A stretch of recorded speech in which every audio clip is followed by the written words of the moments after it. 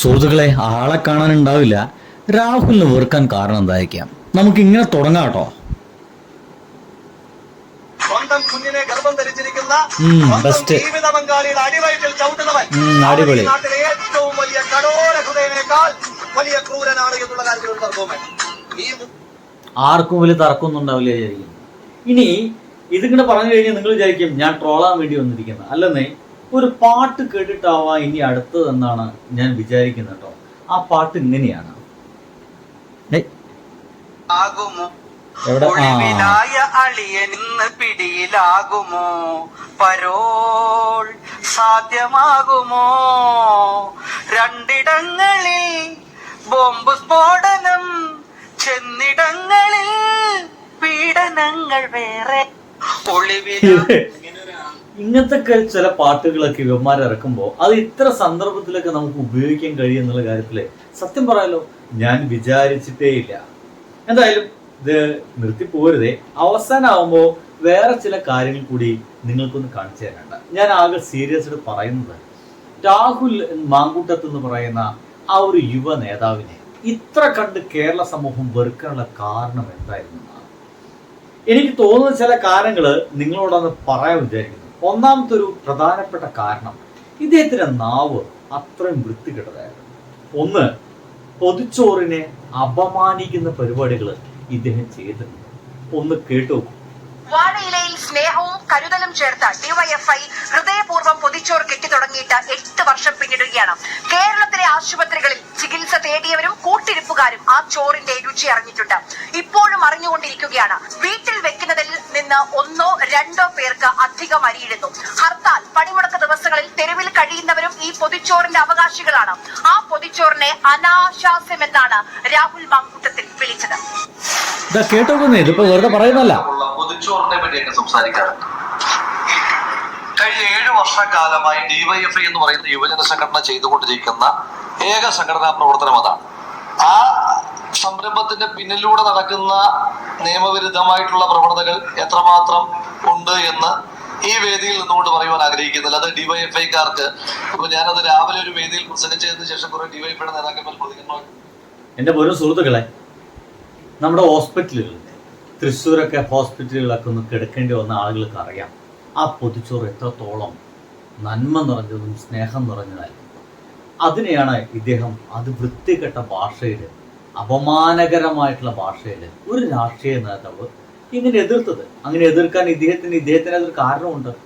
ഇദ്ദേഹത്തിന് തന്നെ നേതാവായിട്ടുള്ള ഒരു മനുഷ്യന്റെ പേര് ഞാൻ പറയുന്നില്ല. അദ്ദേഹം ഈ പൊതിച്ചോറ് കൊടുക്കുന്നതിനെ പറ്റിയിട്ട് ശ്ലാഘിച്ചു പറഞ്ഞു, പുകഴ്ത്തി പറഞ്ഞു, ആ പേരടക്കം എടുത്തു പറഞ്ഞു. ഡിവൈഎഫ്ഐയെ നമ്മൾ കണ്ടു പഠിക്കണമെന്നടക്കം പറഞ്ഞു.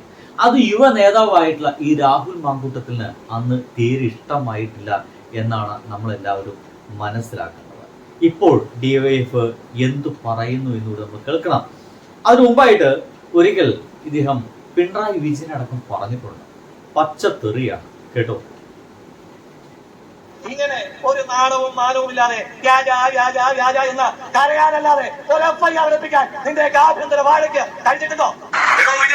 ഈ കേരള നിയമസഭയ്ക്കകത്ത് നിങ്ങൾ ഒരു പ്രത്യേക ജനസാണ് എന്ന് കേൾക്കാൻ ആഗ്രഹമുണ്ടെങ്കിൽ ആ മരുമകൻ ചെറുക്കുന്ന ഒരു കുറിപ്പെഴുതി കൊടുത്തോളായോ? എന്റെ അമ്മാശൻ ഒരു പ്രത്യേക ജനസാണെന്ന് ആ മരുമകൻ ചെറുക്കെന്ന് പറഞ്ഞാൽ അത് കണ്ടറിയണം. ഇത് കണ്ടറിയാൻ കോശിയൊന്നുമല്ല. ഞാനിവിടെ പറയാൻ ഉദ്ദേശിക്കുന്നത്, പിണറായി വിജയനെ എടോ വിജയ എന്ന കോൺഗ്രസിലെ മുതിർന്ന നേതാക്കളടക്കം വിളിക്കില്ല. എന്തിന് കോൺഗ്രസ്, ഒരുപക്ഷെ CPM-ന്റെ ഏറ്റവും വലിയ എതിരായിട്ടുള്ള BJP നേതാക്കളടക്കം എടോ വിജയ എന്ന് നമ്മുടെ മുഖ്യമന്ത്രി പിണറായി വിജയൻ വിളിക്കില്ല. ആ സമയത്താണ് ഇതിലത്തെ യുവ, ഏറ്റവും മാന്യമായ ഭാഷ ഈ 2025 കാലഘട്ടങ്ങളിലൊക്കെ വിളിക്കേണ്ട ഈ ഒരു നേതാവ് എടോ വിജയ എന്നടക്കം വിളിച്ചിട്ട് ആക്ഷേപിക്കുന്നത്, കളിപ്പിക്കുന്നത്, വൃത്തികെട്ട വാക്കുകൾ ഉപയോഗിക്കുന്നത്. ഇങ്ങനെയാണ് ചുരുക്കി പറഞ്ഞു കഴിഞ്ഞാൽ വളരെ പതുക്കെയെങ്കിലും രാഹുൽ മാങ്കൂട്ടത്ത് എന്ന് പറയുന്ന ആ ഒരു വ്യക്തിയെ ആളുകൾ പതുക്കെ പതുക്കെ വെറുക്കാൻ തുടങ്ങിയത് എന്നർത്ഥം. ഇനി ഇപ്പോഴെന്താണ് ഡിവൈഎഫ്ഐ പറയുന്നത്? കാരണം നമ്മുടെ പിണറായി വിജയൻ സഖാവിനെ, ഡിവൈഎഫ്ഐയുടെ പൊതിച്ചോറ് കൊടുക്കലിന് ആരാണ് എതിർക്കുക? അത് വാങ്ങിച്ചു കഴിക്കുന്ന ആളുകൾ മുഴുവൻ സ്നേഹത്തോടെ, ഒരുപക്ഷെ ആ പൊതിച്ചോറ് വാങ്ങിക്കൊണ്ടു പോകുന്ന ആളുകളിൽ കോൺഗ്രസ്സുകാരുണ്ടാവാം, പാർട്ടി വെച്ച് പറയുകയാണെങ്കിൽ BJP-ക്കാരുണ്ടായിരിക്കാം, ഇനിയിപ്പോൾ CPM-കാർ തന്നെ ഉണ്ടായിരിക്കാം, ഒരു പാർട്ടിയിലില്ലാത്തവരുണ്ടായിരിക്കാം, വിശ്വാസികളുണ്ടായിരിക്കാം, വിശ്വാസികളല്ലാത്തവരുണ്ടായിരിക്കാം, അവിടെ കൂട്ടിരിപ്പിന് വന്നവരുണ്ടായിരിക്കാം, കൂട്ടിരിപ്പിന് വരാത്തവരുണ്ടാവാം, വഴിയരികിൽ കിടന്നുറങ്ങുന്ന ആളുകളുണ്ടായിരിക്കാം.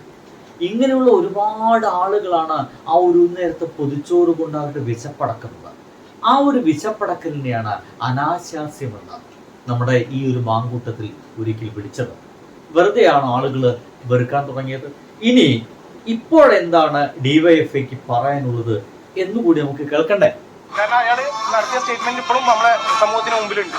അത് എത്രത്തോളം വൾഗറായിട്ടൊരു സ്റ്റേറ്റ്മെന്റ് ആയിരുന്നു. കേരളത്തിനകത്ത് ഏകദേശം 77ഓളം ആശുപത്രികളിൽ ഒരു ദിവസം DYFI ഏകദേശം 47,000-ഓളം പൊതിച്ചോറ് വിതരണം ചെയ്യുന്നുണ്ട്. ആ പൊതിച്ചോറിനെയാണ് അനാശാസ്യ പ്രവർത്തനം എന്ന് ഈ കേരളത്തിനകത്ത് പറയുന്ന ഒരു സാഹചര്യം ഉണ്ടായിട്ടുള്ളത്. അതിനകത്തുള്ള വലിയ പ്രതിഷേധം ഈ കേരളത്തിനകത്ത് അമ്മമാരെ സംബന്ധിച്ചിടത്തോളം ഉണ്ട്. ആ പ്രതിഷേധമാണ് ഇവിടെ ഇന്ന് രാഹുൽ മാങ്കൂട്ടത്തിൽ പട്ടിണി കിടക്കേണ്ടി വരില്ല, DYFI പൊതിച്ചോറ് കൊടുക്കുന്നത് നമ്മളിവിടെ പ്രഖ്യാപിക്കുകയാണ്. അടിപൊളി. എന്തായാലും അത് അതിഗംഭീരമായി എന്ന് മാത്രമേ എനിക്ക് പറയുള്ളൂ. കാരണം ഇന്ന് അവിടെ ജയിലിലേക്ക് കോടതിയിലേക്ക് വന്ന ഈ ഒരു മനുഷ്യന് ആ രാത്രി ഹോട്ടലൊന്നും തുറക്കാതെ എവിടെയും പട്ടിണി കേൾക്കേണ്ടി വരില്ല. പൊതിച്ചോറ് രാത്രിയെങ്കിൽ രാത്രി രാഹുൽ മാങ്കൂട്ടത്തിന് ഏറ്റവും നല്ല പൊതിച്ചോറ് തന്നെ നമ്മുടെ കേരളത്തിലെ ഏതോ ഒരു അമ്മ തയ്യാറാക്കി കൊടുത്തിട്ടുണ്ട്. ഇനി ഇതിനൊക്കെ അവസാനം എന്ന നിലയ്ക്ക് വേറൊരു സംഗതികൾ കേൾക്കണം കേട്ടോ. അതൊരു തരത്തിൽ ഞാൻ പറയുന്നു, ആ ഒരു പാവ അമ്മച്ചി അപമാനിക്കാൻ വേണ്ടിയിട്ടല്ല. എങ്കിൽ ഞാൻ അത് കേൾപ്പിക്കാം. എന്റെ മകൻ വന്നിട്ടുണ്ട്. ആ എണ്ണം കേട്ട നായിന്റെ മോന്റെ ദൃഷ്ടി പതിഞ്ഞാ മതി, പിഴച്ചു എന്ന് കരുതുന്ന നാട്ടുകാർ. രാഹുൽ മാങ്കോട്ടില് ഇത് ആ ഒരു ഇലക്ഷൻ സമയത്ത് ഏതോ ഒരു അമ്മയെ വെച്ചിട്ട് ഇവർ ചെയ്ത ഒരു PR വർക്കായിരുന്നു.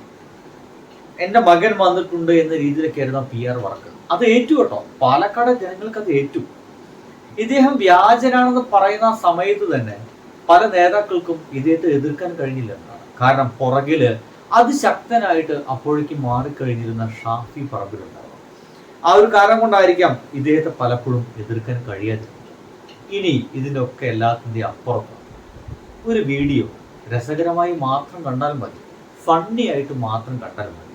അത് ഇങ്ങനെയാണ്. മറ്റേ പേര് കള്ളൻ, അതിന്റെ അപ്പുറത്തുള്ള കള്ളന്റെ കൈ വെച്ചു.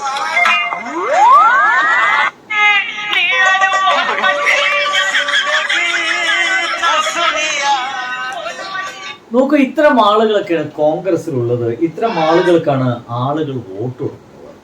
പാട്ടുപാടിയാൽ വോട്ട്. ഇതെന്താ ഉത്തരേന്ത്യയാണല്ലോ. ഇങ്ങനെ കുറെ PR വർക്ക് നടത്തി കഴിഞ്ഞാൽ വോട്ട്. എന്തെങ്കിലും കാര്യങ്ങളിൽ കൈയും കാലും പിടിച്ച് സൗഹൃദത്തിന്റെ പേരിൽ എവിടെയെങ്കിലും പോയി നിന്ന് കഴിഞ്ഞാൽ അയാൾക്ക് വോട്ട്. ഇതെല്ലാം ഒന്ന് മാറ്റി വെച്ചതിന്റെ പ്രിയ ജനങ്ങളെ, നിങ്ങളെ തലച്ചോറൊന്ന് ആലോചിച്ച് വളരെ വൃത്തിയായിട്ട് ഈ നാട്ടുകാർക്ക് വേണ്ടിയിട്ട്, അല്ലെങ്കിൽ ഈ നാടിന്റെ ഭാവിക്ക് വേണ്ടിയിട്ട് ആരാണ് എന്താണ് ചെയ്യുന്നതെന്നൊക്കെ ഒന്ന് മനസ്സിലാക്കി നിങ്ങളുടെ ഏറ്റവും വിലയേറിയ ആ വോട്ടുകൾ കുത്തുകയാണെങ്കിൽ നമ്മുടെ കേരളം ഇമാതിരി വാർത്തകളൊന്നും കേൾക്കാനുള്ള ഒരവസ്ഥ ഇല്ലാതെ തന്നെ മുന്നോട്ട് പോകാൻ സാധിക്കുമെന്നാണ് വിചാരിക്കുന്നത്. ഒപ്പം ഉണ്ടാവണേ. ബൈ.